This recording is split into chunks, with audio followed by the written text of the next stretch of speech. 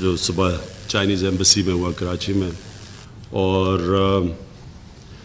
جو اورکزئی میں ہوا ہے بعد میں، ہمیں پہلے سے انڈیکیشن تھی کہ پاکستان کو ڈی اسٹیبلائز کرنے کی کوشش کی جائے گی. یہ نہیں پتہ تھا کہ کدھر کریں گے، لیکن ہمیں یہ انڈیکیشن تھی. خاص طور پہ یہ چائنیز کا جو ہمارا چائنا کا دورہ تھا، اور جس طرح کی چائنا کے دورے میں ہماری ایگریمنٹ سائن ہوئی، اور سب کو پتہ ہے ہم کیونکہ کہہ نہیں سکتے کیونکہ کانفیڈینشیل تھی چیزیں. پاکستان کے ساتھ کسی بھی ملک کی اس طرح کی اگریمنٹس نہیں ہوئی جو ہماری چائنا میں ہوئی تھی. لیکن میں یہ آج خاص طور پہ داد دینا چاہتا ہوں ان شہیدوں کو جنہوں نے شروع میں آتے ساتھ ہی یہ دہشت گردوں کو روکا.